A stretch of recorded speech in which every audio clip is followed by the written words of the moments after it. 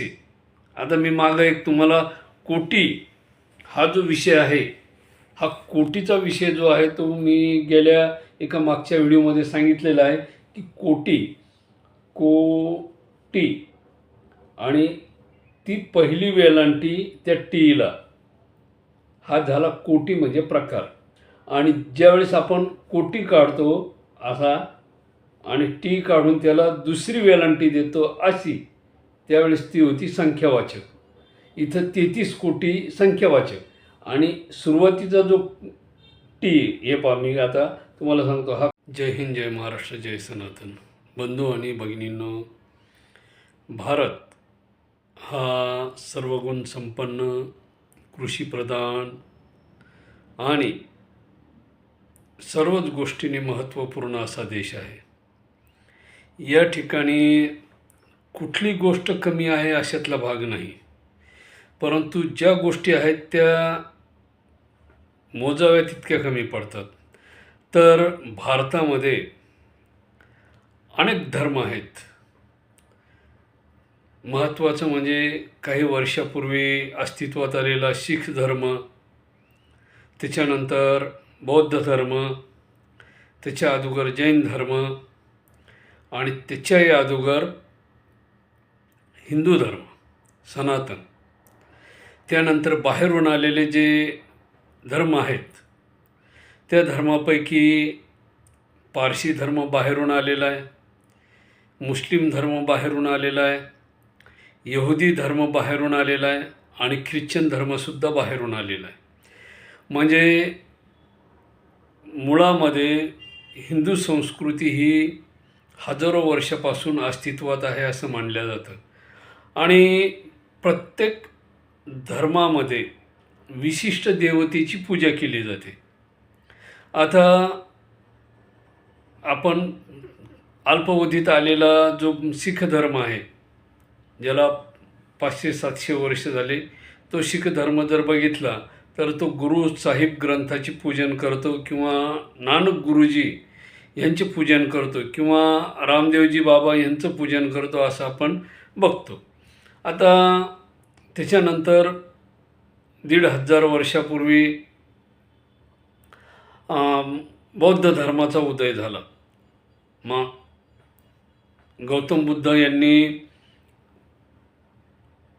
नेपाळमध्ये जन्म घेतल्यानंतर प्रयाग या ठिकाणी त्यांना बोध झाला म्हणून ते बोधिगया असं म्हटलं जातं. त्या ठिकाणी त्यांना बौद्ध धर्माचा अन्वय मिळाला किंवा त्यांनी त्याचा प्रचार केला किंवा स्थापक झाले. आणि इकडे शीख धर्मामध्ये नानक देवजी शीख धर्माचे संस्थापक झाले. जैन धर्मामध्ये 24 तीर्थंकर झाले. शेवटचे महावीर जैन यांना शेवटचे तीर्थंकर म्हटलं जातं. यांनी 2600 वर्षापूर्वी जैन धर्माची स्थापना केली. असं त्या म्हणजे हे भारतामधले हे जुने धर्म 3-4. आणि सगळ्यात जुना धर्म जर म्हटलं तर हिंदू सनातन धर्म. आता प्रत्येकाची रचना ही वेगवेगळी आहे. मग प्रत्येकाची देव मानण्याची प्रथा वेगळी. शीख धर्मामध्ये नानक देवांना गुरु मानलं जातं. त्याच्यानंतर बौद्ध धर्मामध्ये भगवान गौतम बुद्धांना गुरु देव मानलं जातं. जैन धर्मामध्ये महावीर जैन यांना देव मानलं जातं. आणि हिंदू धर्मामध्ये सनातन धर्मामध्ये मूळ पुरुष कोण आहे हिंदू धर्माचा सनातन धर्माचा याचा उल्लेखच नाही, परंतु त्याचे वारंवार रक्षण करण्यात आले. कधी शंकराचार्य, कधी श्रीकृष्ण परमात्मा, कधी श्रीराम प्रभू, कधी परशुराम, कधी वामन अवतार, म्हणजे प्रत्येक वेळेस वेगवेगळे अवतार सांगितलेले. मग हे सगळं होत असताना तर प्रत्येकाचं आपण आता हे भारतातल्या धर्माविषयी माहिती झाली, परंतु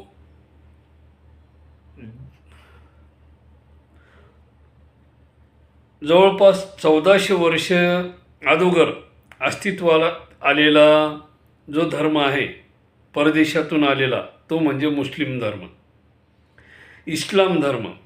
त्या इस्लाम धर्माची स्थापना मोहम्मद पैगंबराने 6व्या शतकात केली असं बरेचशे जणांचं मत आहे. आणि प्रत्येकजण त्यांना मुस्लिम धर्मामध्ये मोहम्मद पैगंबर यांना ईश्वर मानतो किंवा अल्लाचा दूत मानतो, जे काय असेल ते. आता ते त्यांच्या प्रत्येकाच्या इतिहासानुसार. त्याच्यानंतर ख्रिस्ती धर्माची सुरुवात 2600 वर्षापूर्वी झाली. म्हणजे आज जे इसवी सन चालू आहे ते येशू ख्रिस्ताच्या जन्मापासून आपण धरलं जातं वार्षिक जनगणना. आज 2026 आहे आणि 2026 या कालावधीत म्हणजे 2026 वर्षापूर्वी येशू ख्रिस्ताचा जन्म झाला होता. तेव्हापासून ख्रिस्त जन्माची गणना होते. त्या ठिकाणी येशू यांना ख्रिस्ती धर्माचा स्थापक मानलं जातं किंवा देव मानलं जातं. आता त्याच पद्धतीने यहुदी धर्म, या ठिकाणी यहुदी धर्म हा सुद्धा हजारो वर्षापूर्वीचा सांगितलेला आहे. मग यहुदी धर्म हजारो वर्षाचा आहे, तर या ठिकाणचा देव कोण आहे? तर याहवे नावाचा देव या ठिकाणी त्यांनी सांगितलेला आहे. ते त्या देवाची पूजा करतात. तसेच पारशी लोकसुद्धा अहुरा नावाच्या देवाची पूजा करतात. पारशी लोक हा धर्मसुद्धा पुरातन आणि जुना सांगितलेला आहे. तर पारशी लोक अहुरा नावाच्या देवाची पूजा करतात आणि त्याचं प्रतीक हे अग्नी मानतात. ते अग्नीची पूजा करतात. मग आता प्रत्येकाची देवरचना ही वेगवेगळी आहे. परंतु हिंदू संस्कृतीमध्ये काय, हिंदू संस्कृतीमध्ये 33 कोटी देव आले कसे? आता मी मागं एक तुम्हाला कोटी हा जो विषय आहे, हा कोटीचा विषय जो आहे तो मी गेल्या एका मागच्या व्हिडिओमध्ये सांगितलेला आहे की कोटी आणि ती पहिली वेलांटी त्या टीला, हा झाला कोटी म्हणजे प्रकार. आणि ज्यावेळेस आपण कोटी काढतो असा आणि टी काढून त्याला दुसरी वेलांटी देतो अशी, त्यावेळेस ती होती संख्यावाचक. इथं 33 कोटी संख्यावाचक. आणि सुरुवातीचा जो टी, हे पहा मी आता तुम्हाला सांगतो, हा कोटी को, पहिली टी ही झाली कोटी म्हणजे प्रकार. आता ह्या कोटी प्रकारामध्ये काय होतं की 33 प्रकारचे देव सांगितलेले. त्याच्यामध्ये 11 रुद्र, 8 वसु, 12 आदित्य आणि 2 सनकादिक कुमार जे आहेत त्यांचा उल्लेख त्या ठिकाणी सांगितलेला आहे. अशा प्रकारची 33 जी संख्या आहे, ह्या संख्येला 33 म्हटलेलं आहे. आणि हीच संख्या कायमस्वरूपी प्रकारामध्ये मोडली गेली. परंतु इंग्रजांनी काय केलं, त्या पहिल्या टीला काढून दुसरी टी टाकली आणि संख्यावाचक केलं. संख्यावाचक केल्यामुळे काय झालं, ती करोडमध्ये गेली. आणि म्हणून तिथं काय प्रकार झाला की हिंदू संस्कृतीमध्ये 33 करोड देवी देवता आहे. आणि का नसावे मी तुम्हाला सांगतो. मी तुम्हाला समजून सांगतो. माझ्या आईवडिलासाठी मी कोण आहे? मुलगा आहे, बरोबर आहे. माझं लग्न झालं, माझ्या पत्नीसाठी कोण आहे? पती आहे. आता आईवडिलासाठी मी कोण आहे? मुलगा आहे. पत्नीसाठी कोण आहे? पती. मला मुलं झाली, मुलासाठी मी कोण आहे? पिता, बाप, जनक, जे काय असेल ते. मग माझ्या साल्या मिळवण्यासाठी मी कोण आहे? नातं वाढलं की नाही? माझ्या साल्या मिळवण्यासाठी मी कोण झालो? जिजा, दाजी, भाऊजी, जे बाकीचे नातेवाईक आहे त्यांच्यासाठी मी कोण झालो? म्हणजे हा नाते प्रकार वाढतो.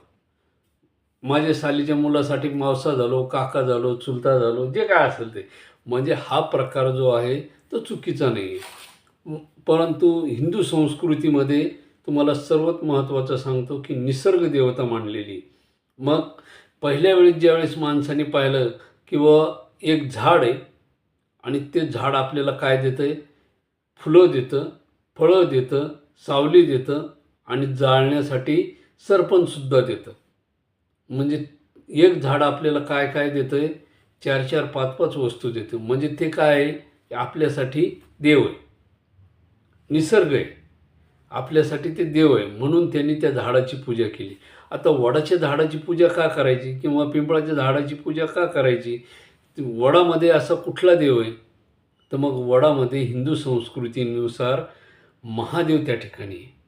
महादेवाचं प्रतीक म्हणून वडाच्या झाडाची पूजा केली जाते. वड हे ऑक्सिजन देणारं झाड आहे. त्याच्यानंतर पिंपळ. पिंपळ हा गोल अशा पानाचा, हृदयासारखी त्याची पानं आहे, त्याच्या पानाचा आकार हृदयासारखा आहे आणि शेवटी टोकदार लांब अशी एक धार जाते. मग त्या पिंपळाच्या झाडाला त्या काळातील लोकांनी विष्णूचं स्वरूप दिलेलं आहे, विष्णू परमात्म्याचं. मग त्या झाडाला विष्णू परमात्म्याचं स्वरूप दिलेलं आहे. ते झाडसुद्धा ऑक्सिजन देतं. आणि नंतर कडुलिंबाचं झाड आहे. कडुलिंबाचं झाड हे लक्ष्मीचं प्रतीक मानलेलं आहे. जी विष्णू भगवंताची पत्नी आहे, तिचं प्रतीक मानलेलं आहे. ती त्या ठिकाणी वास्तव्यास आहे. मग बऱ्याचशा वेळेस कांजण्या वगैरे असे आजार जर आले तर त्या लिंबाच्या पानामध्ये त्या आजारी व्यक्तीला झोपवलं जातं. आता प्रत्येक झाडाचे गुणधर्म हे वेगवेगळे असतात. पिंपळाच्या झाडाचे गुणधर्म, त्याचे पानं जर रोज चावून जर खाल्ले ठराविक वेळेमध्ये सकाळी सकाळी, तर दम्यासारखा आजार दूर होतो. मी सांगतोय म्हणून नाही, तुम्ही आयुर्वेदाचा अभ्यास करा. मी सांगतोय म्हणून माझ्यावर विश्वास ठेवू नका. आता आपण वड बघितला. वडाच्या झाडाच्या पारंब्या ज्या आहेत किंवा त्याचं बी जे आहे, ते बी जर कुटून खाल्लं तर माणसाच्या शरीरामध्ये 10 हत्तीचं बळ येतं. वडाच्या बिया आणि पिंपळाच्या बिया एकत्र करून जर कुटून दुधाबरोबर घेतल्या, मी सांगत नाही, आयुर्वेद सांगतंय. तुम्ही त्याचा अभ्यास करा. मी सांगतो म्हणून माझ्यावर विश्वास ठेवू नका. ते ठराविक मात्रेमध्ये घ्यावं लागतं. तुम्ही घेताना चमच्याच्या ऐवजी 2 चमचे, 4 चमचे, आम्हाला लगेच 10 हत्तीचं बळ आलं पाहिजे म्हणजे तुमचा व्हायचा तिसराच कार्यक्रम. तुम्ही सांगायचं तुमचा व्हिडिओ बघितला आणि आम्ही ते पिंपळाच्या आणि वडाच्या बिया ठेसून घेतल्या. तसा काही प्रकार करू नका. आयुर्वेदिक पुस्तकामध्ये, ग्रंथामध्ये त्याचं वर्णन केलेलं आहे की ते बी ठराविक मात्रेमध्ये जर घेतलं दुधाबरोबर तर तुमच्यामध्ये 10 हत्तीचं ते 1000 हत्तीचं बळ तुमच्या शरीरात येऊ शकतं, असं त्याच्यात उल्लेख आहे. मग आता वडामध्ये आणखी काय महत्त्वाच्या गोष्टी आहेत? तर वडाच्या पारंब्या कवळ्या असो किंवा मोठ्या अशा करंगळीसारख्या असो, त्या कुटायच्या खोबरेल तेलामध्ये किंवा जे कोणी कुठलंही तेल असेल डोक्याला लावण्याचं, त्याच्यामध्ये त्या उकळून घ्यायच्या चांगल्या. आणि त्या पारंब्या उकळून घेतल्यानंतर थंड झाल्यानंतर रोज ते तेल सकाळ आणि संध्याकाळ लावलं तर डोक्याच्या केसाची लांबी वाढते. ज्या भागामध्ये म्हणजे डोक्याला ज्या भागामध्ये केस गळती होते ती केस गळती थांबते, असा आयुर्वेदामध्ये उल्लेख आहे. आता बाकीचं काय असेल तुम्ही तुमचं बघून घ्या. मी सांगितलं म्हणून तुम्ही माझ्यावर 100% विश्वास ठेवू नका. काय असतं म्हणजे काय होतं की तुम्ही सांगितलं आम्ही ते लगेच करून बघितलं, म्हणजे लोकांनी दोरी घेतली म्हणून आपण अशातला प्रकार नको व्हायला, माझं हे म्हणणं आहे. तुम्ही त्याचा अभ्यास करा मग त्याचा उपयोग करा. त्याच्यानंतर बेलाची झाड आहे. त्या बेलाच्या झाडाला माता पार्वती किंवा प्रत्यक्ष महादेवाचं स्थान त्या ठिकाणी असल्याचा उल्लेख ग्रंथामध्ये. आणि त्या बेलाच्या पानाला जे पानं येतात ते पानं महादेवाला अर्पण करण्यासाठी महत्त्वाची सांगितलेली. बेलाची 3 पानं, अशी 3 पानं येतात एकाच काडीला. ती 3 पानं महादेवाला तुम्ही प्रत्येक सोमवारी वाहा किंवा त्या पानाला तुम्ही श्रावण महिन्यामध्ये वाहा. आणि त्या पानाला तुम्ही रोज नित्यनेमाने जर चावून खाल्ले तर तुमचा BP, शुगर वगैरे असे आजार कमी होतात, असं आयुर्वेद सांगते. म्हणजे मी म्हणतोय म्हणून नाही, आयुर्वेद सांगतंय म्हणून मी तुम्हाला सांगतो. तुम्ही त्या आयुर्वेदाचा अभ्यास करा. त्याच्यानंतर सौंदड ही बाभळीसारखाच एक प्रकार आहे, परंतु बाभळीला पिवळी फुलं येतात. ह्या सौंदळीला गुलाबी राणी कलरची आणि पांढरट फुले येतात अशी झुपकेदार आणि करंगळीपेक्षा त्या साईजमध्ये समजा करंगळीपेक्षा हे लांबट एवढे लांबट असतात आणि फुले छान असतात. तर ह्या सौंदर्याची सुद्धा महादेवाला, माता पार्वतीला, गणपतीला पाने वाहिली जातात. या सौंदर्याच्या शेंगाची भाजी फार महत्त्वाची सांगितलेली आणि या ठिकाणी माता पार्वती वास करतात असं शास्त्रामध्ये लिहिलेले. आता मग प्रत्येकाची भावना ही वेगवेगळी. आता हे प्रत्येक झाड मी प्रत्येक देवाचं प्रतीक सांगितलेलं आहे. त्याच्यानंतर औदुंबर, ज्याला उंबराचं झाड किंवा औदुंबर असं म्हटलं जातं, ज्याचे अंजिरासारखे फळं येतात आणि खोडाला येतात, फांदीला येत नाही. काय माहिती आहे का? खोडाला म्हणजे ज्या बारीक बारीक बारीक बारीक फांद्या असतात ना अशा एवढाल्या, त्याला येतात. फांदीच्या शेवटच्या टोकाला येत नाही. जे मोठमोठाले लाकडं असते असे एवढाले समजा मनगटासारखे, तशा झाडाला फांदीला येतात, शेंड्याला येत नाहीत. तर ते फळ अंजिरासारखं दिसतं, सेम अंजीर आणि उंबरसारखं दिसतं. पिकल्यावर तर ओळखूच येत नाही. आणि अशा त्या अंजिराच्या उंबराच्या झाडाच्या ठिकाणी प्रत्यक्ष दत्तात्रेयाचा अवतार आहे असं सांगितलं जातं. म्हणजे प्रत्येक झाडामध्ये ईश्वर अंश सांगितलेला आहे. आणि तसेच आता आपण हे झाडाच्या विषयी बघितलं आहे आणि प्रत्येक भारतीय झाडाला ईश्वराचं प्रतीक मानतो. आता रोडमध्ये म्हणा किंवा बांधावर ओसाडा पडतो, पीक कमी येतं, या दृष्टीनं बऱ्याचशा शेतकऱ्यांनी काय केलेलं आहे, बांधावरची झाडं नष्ट केलेली आहेत. आणि महत्त्वाचा मुद्दा असा आहे की शेतामध्ये जी वानर टोळी असते, ज्याला आपण माकडं म्हणतो, काळे माकडं किंवा लाल तोंडाची माकडं, हे येऊन काय करतात, त्या झाडावर मोठमोठ्याने उड्या मारतात, पिकाची नासाडी करतात असं बऱ्याचशा शेतकऱ्याचं म्हणणं आहे. त्यामुळे सुद्धा त्यांनी काय केलेलं आहे, बांधावरची झाडं कमी केलीत. पण त्यांच्या लक्षात येत नाही की आज झाडाची संख्या कमी झाल्यामुळे जमिनीची धूप होऊन जमिनीतील पाणी शेतकऱ्यांसाठी आज 150 ते 200 फूट पाणी पातळी खाली गेलेली. 10 वर्षापूर्वी, 20 वर्षापूर्वी जमिनीमध्ये पाण्याची पातळी ही 40 फुटावर होती. मी सांगतो आहे अशातला भाग नाही. तुम्ही अभ्यास करा, अभ्यासाअंती तुमच्या लक्षात येईल. म्हणजे मी कितपत खरं सांगतो आहे आणि कितपत खोटं सांगतो आहे हे तुमच्या लक्षात येईल. तुम्हाला पटतं आहे, योग्य वाटतं आहे, काय असेल ते. आणि आजचा हा व्हिडिओ माझ्या तरी मते मोठा होण्याची शक्यता आहे. जेवढा मोठा होईल तेवढा कंटाळा येईल तुम्हाला, हे खरं आहे. परंतु जे सत्य आहे ते सांगणं गरजेचं आहे. कारण भरपूर जणांचं म्हणणं आहे की हिंदू धर्मामध्ये एवढी देवदेवता आल्या कशा. तर प्रत्येक झाडाचं आपण या ठिकाणी काय बघितलेलं आहे, वर्णन बघितलेलं आहे, त्याचं महत्त्व बघितलेलं आहे. आणि उंबराच्या झाडाचा चीक तुम्हाला कसंही तोंडातलं येऊ किंवा तुमच्या हिरड्यामधून ब्लड बाहेर येऊ, रक्त बाहेर येऊ, तुमच्या तोंडाची दुर्गंधी जर येत असेल तरी तुम्ही त्याचा चीक जर लावला तर तुमच्या तोंडाची दुर्गंधी कमी होते, हिरड्यामधून येणारं रक्त कमी होतं. आणि म्हणूनच पूर्वीच्या काळामध्ये आयुर्वेदामध्ये ह्या झाडाला औदुंबर असं म्हणलेलं आहे. साध्या भाषेमध्ये त्याला उंबर म्हणतात, आयुर्वेद भाषेमध्ये त्याला औदुंबर असं म्हणतात. आणि या ठिकाणी दत्तात्रेयाचा वास असल्याचं सांगितलं जातं आणि म्हणून ते दत्ताचं प्रतीक मानलं जातं. तर हे झालं झाडांविषयी. आता आपण नदीविषयी, जलाशयाविषयी चर्चा करू. नदी किंवा ज्या नदीला समजा 6 महिने वर्षभर पाणी राहतं त्या नदीला माता म्हटलेलं आहे, गंगा माता म्हटलेलं आहे. आणखी काय जे समजा त्या भागामध्ये नाव असेल, जसं आपल्याकडं गोदावरी, गंगा महाराष्ट्रामध्ये, त्यानंतर उत्तर भारतामध्ये गंगा, यमुना, सरस्वती, कावेरी, नर्मदा, सिंधू या अशी वेगवेगळी नावं आहेत. परंतु ही नावं त्या नद्याला आहेत, परंतु त्यांना माता म्हणून संबोधले जातं, गंगा माता. आणि बंधू आणि भगिनींनो, तुम्हाला सांगतो, जारचं पाणी तुम्ही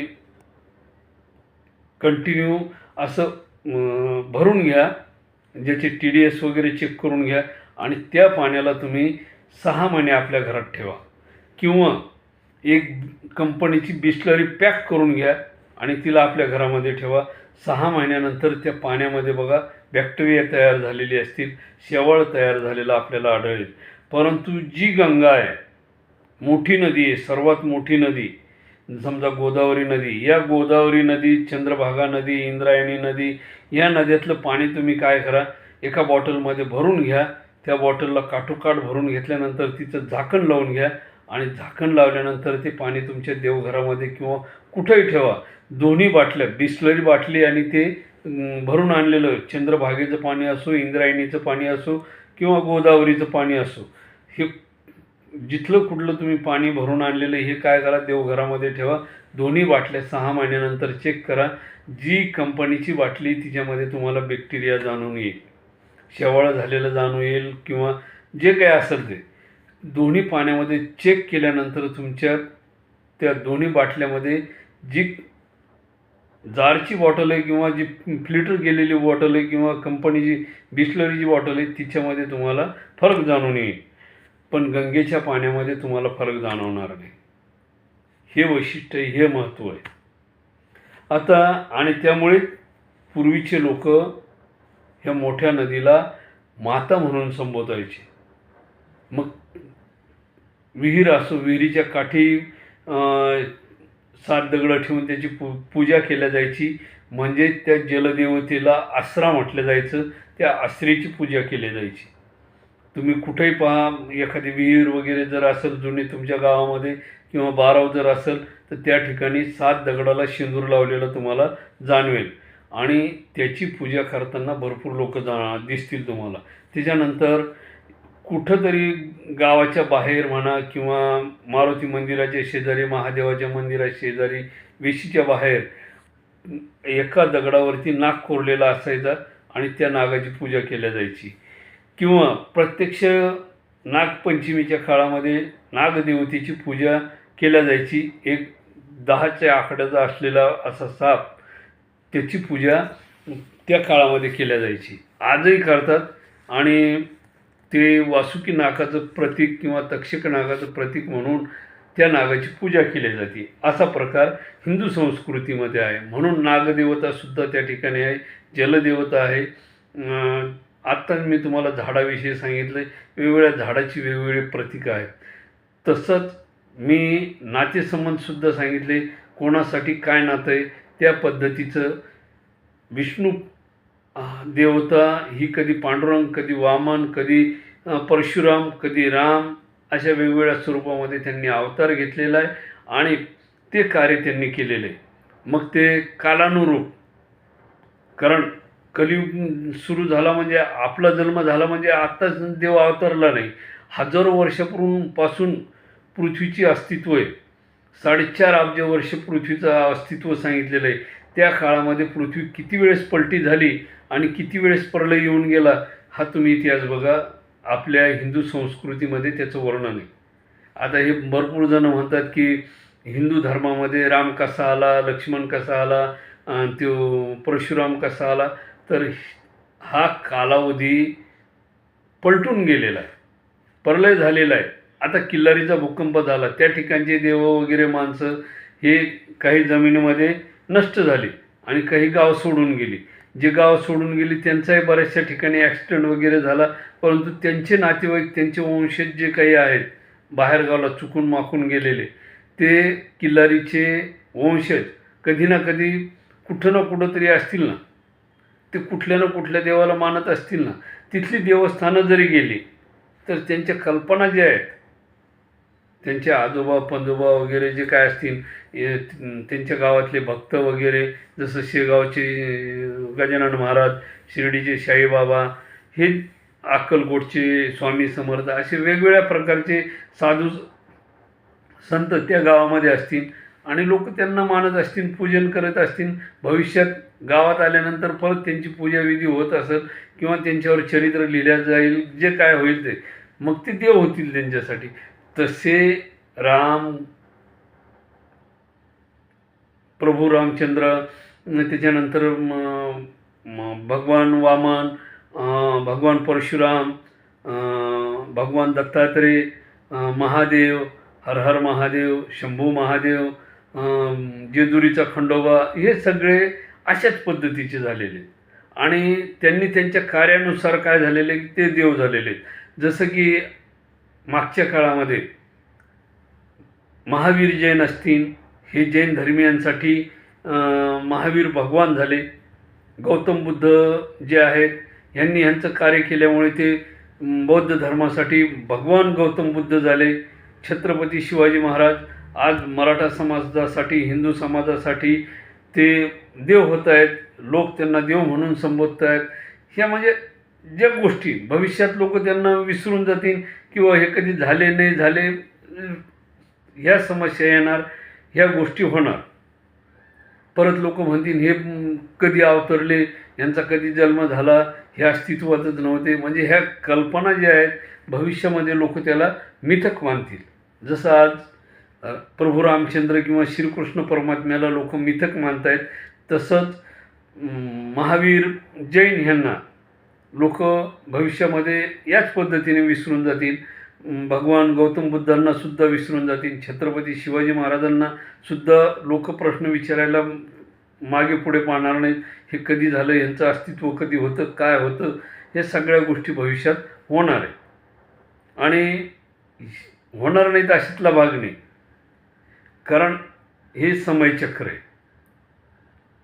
काल काय घडलं आपल्याला आठवत नाही. काल काय खाल्लं आहे, परवा काय खाल्लं आहे, अरे सकाळी खाल्लेलं आठवत नाही तुम्हाला. तुमचं पंजोबा आठवत नाही तुम्हाला. छत्रपती कसे आठवणार तुम्हाला? भगवान गौतम बुद्ध कसे समजणार तुम्हाला? भगवान महावीर कसे समजणार तुम्हाला? गुरु नानक कसे समजणार? कारण तुम्ही ती समजून घेण्याची मानसिकताच ठेवली नाही. प्रत्येकजण उठतं किंवा हिंदू धर्मामध्ये एवढे देवी देवता कसे आले, या धर्मात तो देव होता का, त्या धर्मात तो देव होता का? म्हणजे ह्या कल्पना तुम्हालाच घातक ठरत आहे. हजारो वर्षापासूनची चालत आलेली परंपरा. मला सांगा, त्या प्रलयाच्या नंतर त्या ठिकाणचं अस्तित्व स्वतःहून ईश्वरानेच नष्ट केलं. तो काय सांगतोय की मी माझं अस्तित्व स्वतः नष्ट करतो, नवीन निर्मिती करतो. म्हणजे आपल्या अंगामध्ये असलेलं शर्ट आपण 12 महिने वापरतो का? 12 महिने वापरू, 2 वर्ष वापरू, 3 वर्ष वापरू, 5 वर्षानंतर ते ऑटोमॅटिक विरायला लागलं, जिरायला लागलं, फाटायला लागलं. आपण काय करतो? त्याला फेकून देतो. किंवा 12 महिन्यात वापरलेलं शर्ट जर समजा एखादा खोचाटा लागला आणि फाटलं, ते घालणार आहेत का? अचानक फाटलं म्हणजे अचानक भूकंप झाला, मग ते काय होणार आहे? पहिले लोक वर येणार आहेत का? तिथं नवीन वस्ती होईल ना. तिथं काय होणार आहे? नवीन वस्ती होईल ना. आपण काय करतो? ते शर्ट फेकून देतो फाटल्यामुळे आणि नवीन घेतो. तसा हा बदल होत चालतो ना, नैसर्गिक बदल होतो. आज ज्या ठिकाणी समजा जालना शहर आहे किंवा संभाजीनगर शहर आहे, इथं कधी ना कधी बदल होणारच ना. पूर्वी हे किती होतं? 1 किलोमीटरच्या आतमध्ये. किती किलोमीटर होतं? 1 किलोमीटरच्या आतमध्ये होतं. आज जालना शहर 5 किलोमीटर झालं आहे, संभाजीनगर 15 किलोमीटर झालं आहे आणि पुणे शहर 28 ते 32 किलोमीटर झालं आहे. त्याची लांबी रुंदी त्या टोकापासून या टोकापर्यंत, पश्चिमेपासून पूर्वेकडं जर यायचं आहे तर 32 किलोमीटर यावं लागतं. म्हणजे त्याच्यामध्ये काय झालेलं आहे? विस्तार झाला ना. पूर्वी जे होते ते आहे का? नाही. भविष्यात ते तसं राहणार आहे का? 32 किलोमीटर नाही. जालना 5 किलोमीटर राहणार आहे का? नाही. आता तुम्हाला सांगतो, MIDC ते चौधरीनगर अंतर जर मोडलं तर कमीत कमी 12 किलोमीटर अंतर आहे. ते टोक ते हे टोक. पूर्वी जालना किती होतं? पानविशीच्या आणि मोतीबागच्या आतमध्ये लयतले 2 किलोमीटर. चौरस जरी धरलं तर 8 किलोमीटर सगळं चौरस. किंवा अंबड चौफुली किंवा रेल्वे स्टेशनची पटरी जर धरली आणि इकडं जुना मोंढा धरला 2 किलोमीटर, तिकडं 2 किलोमीटर, इकडं 2 किलोमीटर, आज किती झालं आहे? 12 किलोमीटर. 12 किलोमीटरचा परिसर वाढला की नाही वाढला, त्याच्यामध्ये बदल झाला की नाही झाला? मग हा बदल होणार ना. राम जे आहे, प्रभू रामचंद्र यांचं अस्तित्व 10,000 वर्षापूर्वीचं होतं. त्याच्यानंतर हजारो राजे येऊन गेले, त्यांचं अस्तित्व राहिले का? नाही. प्रभू रामचंद्राचं अस्तित्व केव्हाच संपलं. परंतु त्यांनी त्यांचं अस्तित्व ग्रंथाच्या माध्यमातून ठेवलं, इतिहासाच्या माध्यमातून ठेवलं. मी तुम्हाला सांगितलं आहे, इतिहास हा हजारो वर्ष झाला की तो इतिहास राहत नाही, तो पुराणामध्ये मोडला जातो. इतिहास कुठपर्यंत असतो? हजारो वर्षाच्या आतमध्ये त्याला इतिहास म्हटलं जातं. पण 1000 वर्षाचा नंतरचा काळ जो आहे त्याला पुराण म्हटलं जाते. आता शिवाजी महाराजांचा जो इतिहास आहे, छत्रपती शिवाजी महाराजांच्या इतिहासाला आज 400 ते 300, 350, 400 वर्ष झाले. परंतु यालाच आणखी 600 वर्ष उलटून गेल्यानंतर 1000 वर्ष होतील. 1000 वर्षानंतर हा इतिहास राहणार नाही, हे पुराणामध्ये रूपांतर होईल. छत्रपतीचा इतिहास, महाराष्ट्राचा इतिहास, हा गड किल्ल्याचा इतिहास राहणार नाही, हा पुराणामध्ये मोडला जाईल. मग आपण काय म्हणू? भगवान छत्रपती शिवाजी महाराज काय होतील? ते भगवान होतील, ईश्वर होतील. कोणासाठी? हिंदू संस्कृतीसाठी, हिंदू समाजासाठी, सनातन समाजासाठी. आणि विनाकारणच एकमेकाच्या पत्रवळ्या ओढणं चालू आहे, एकमेकाच्या अंगावर जो ओढणं चालू आहे. का? इंग्रजांनी जे बीज पेरून गेलेले जातीवादाचं, ते आज मोठं रूप धारण करायला लागले. वटवृक्षापेक्षाही, त्या नाशिकला एक वटवृक्ष आहे, तो 12 योजन काहीतरी, म्हणजे 48 किलोमीटर आहे. एक योजन म्हणजे 48 किलोमीटर.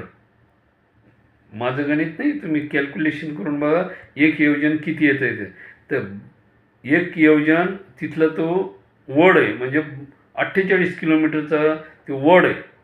त्याच्यापेक्षा सुद्धा ह्या जातीवादानं मोठं स्वरूप धारण केलं आहे. इंग्रजांनी पेरलेलं आहे. 1864 पेरलेलं जातीवादाचं बीज हे इंग्रजांनी पेरलेलं. कुठं? भारतामध्ये पेरलेलं आहे. आता ते कुठं पेरलं, कसं पेरलं तुम्ही बघा. हां, तर हा जो जातीवादाचा वटवृक्ष इंग्रजांनी लावलेला आहे, यांनी एवढं मोठं रूपांतर घेतलेलं आहे की हिमालयापासून खाली कन्याकुमारीपर्यंत आणि इकडे सिंधपासून तर बंगालपर्यंत. मग आता हे कसं काढायचं आहे तुम्ही ठरवा, जेणेकरून आपण जो एकमेकावर आरोप प्रत्यारोप करतो किंवा हा माणूस तमका, तो माणूस आमका, या माणसाने असं केलं, त्या माणसाने तमकं केलं, तो या जातीचा आहे, हा जातीचा आहे, हा जातीवाद जोपर्यंत तुम्ही संपवणार नाही आणि प्रत्येक धर्माकडे तुम्ही एकमेकाकडं वाकड्या नजरेनं पाहतायत, तोपर्यंत तुम्ही संघटित होऊ शकत नाही. जर तुम्ही संघटित नाहीच झाला तर परत एकदा परकीयांची सत्ता येण्याची शक्यता आहे. ती कशी येईल, काय येईल तुम्ही बघू शकता. कारण आता हे वातावरण एवढं चिघळत चाललेलं आहे की आतापर्यंत 40 लाखाच्या वर जातीचा उल्लेख 2010च्या जनगणनेमध्ये, 11च्या जनगणनेमध्ये झालेला आहे. आता जी जनगणना होणार आहे 2026 ह्या जनगणनेनुसार एवढी मोठी जाती व्यवस्था निर्माण होणार आहे की जातनिहाय जनगणना भारत देशासाठी सर्वात मोठी दुर्दैवी घटना ठरणार आहे. कारण ह्याच्यामध्ये एवढ्या जातीची निर्मिती होणार आहे की खूपच मोठी, आणि ती सर्वसामान्यांना घातक ठरणार आहे. आणि जो आपण तुमच्या धर्मामध्ये एवढे देव आहे, आमच्या धर्मामध्ये एवढे देव आहे, हा जो एकमेकाचा आपण बोट दाखवण्याचा प्रकार करत आहोत, हा आपल्याला घातक ठरणार आहे. तर बंधू आणि भगिनींनो, तो 33 कोटीचा प्रकार जो आहे तो समजून घ्या आणि एकमेकाच्या धर्माकडे बोट करण्यापेक्षा सर्व धर्म हे समभावाने आहेत. हिंदू सनातन धर्म हा मूळ धर्म समजून सगळ्यांनी त्याची शाखा म्हणून या ठिकाणी वावरायला हरकत नाही. शीख हिंदूचाच आहे, बौद्ध हिंदूचाच आहे, जैन हिंदूचाच आहे, पारशीसुद्धा हिंदूचाच आहे, जे मूर्तीपूजा करतात. आणि महत्त्वाचं तुम्हाला सांगतोय, जगामध्ये असा एकही धर्म नाही की जो सांगतोय की आम्ही मूर्तीशिवाय पूजा करत नाही. तो कुठल्या ना कुठल्या पदार्थाला, दिशेला अनुसरून पूजापाठ करतो. एकमेव ठीक आहे, परंतु आम्ही परिपूर्ण निरंकारी, निर्गुण, निराकारी अशा ईश्वराची पूजा करतोय असा एकही धर्म नाही. जरी समजा तो म्हणत असेल की आम्ही निर्गुण निराकार ईश्वराची उपासना करतो, प्रार्थना करतो, देवदेव करतो, तरी तो कुठल्या ना कुठल्या पदार्थाशी, मग कोणी कुठल्या दिशेला बसून पूजा अर्चना करो, काही करो, शेवटी ती इच्छा बाळगून ह्या दिशेला ईश्वर आहे, ह्या दिशेला अमुक ईश्वर आहे, इकडं सूर्य उगतो म्हणून आपण त्या दिशेला बसून जर प्रार्थना केली तर ती सूर्यदेवाला प्राप्त होते, वगैरे ज्या काही कल्पना असतील त्या पदार्थरूपी ईश्वराला धरूनच केल्या जातात. आणि त्या ठिकाणी मूर्तीपूजा ही अप्रत्यक्षरित्या ग्राह्य धरली जाते. मग आता तुम्हाला काय कल्पना करायची, तुमचे काय कमेंट असतील, तुमचे काय विचार असतील, तुम्ही प्रत्यक्ष अप्रत्यक्ष कमेंट करून मला सांगा. तुमच्या भावना कितपत योग्य वाटल्या, तुम्हाला हा व्हिडिओ कसा वाटला, तुम्हाला या व्हिडिओबद्दल काय वाटलं, ईश्वर आहे की नाही आहे, की आपण मानायला पाहिजे की नाही मानायला पाहिजे, हे तुम्ही या कमेंट माध्यमातून मला सांगू शकता. ज्यांची भावना जरी नाही तर कुठे ना कुठेतरी तो झुकतोय, झुकवतोय, मानतोय, कल्पना करतोय, परंतु तोंडातून बोलायला तयार नाही की ईश्वर आहे म्हणून. मग तो किती जरी नास्तिक असला तरी एक ना एक दिवस ईश्वरापुढं झुकतोच. आईन्स्टाईनसारखा माणूससुद्धा, शास्त्रज्ञसुद्धा एक दिवस ईश्वरासमोर झुकलेला आहे. मी सांगत नाही, त्याचा इतिहास सांगतोय. डार्विनचा इतिहाससुद्धा तेच सांगतोय की एक अदृश्य शक्ती अशी आहे की जिच्याकडे माणूस एक ना एक दिवस आकर्षित होतो. मग ती कोणती शक्ती आहे तुम्ही बघा. आणि तुम्हाला हा व्हिडिओ कसा वाटला, काय वाटला, UPSC, MPSC, ISI परीक्षा वगैरे देणारे जे काही विद्यार्थी असतील त्यांच्यासाठी सुद्धा हा व्हिडिओ फार महत्त्वाचा आहे. त्यांना काय वाटतं आहे, ईश्वर मी म्हणत नाही तुम्ही मानाच म्हणून, परंतु तुम्हाला हे सत्य मानावेच लागेल की एक अदृश्य शक्ती या ब्रह्मांडामध्ये आहे आणि ती आपलं कार्य नित्यनेमाने 24 तास प्रत्येक सेकंदाला, प्रत्येक मिनिटाला आपल्या आपल्या पद्धतीने कार्य करत आहे. ती एकही सेकंद अशी म्हणजे शांत नाही, निद्रिस्त नाही, तिचं कार्य चालूच आहे. तर तुम्हाला हा व्हिडिओ कसा वाटला, काय वाटला बघा आणि मला कमेंट करून सांगा. जय हिंद, जय महाराष्ट्र, जय सनातन.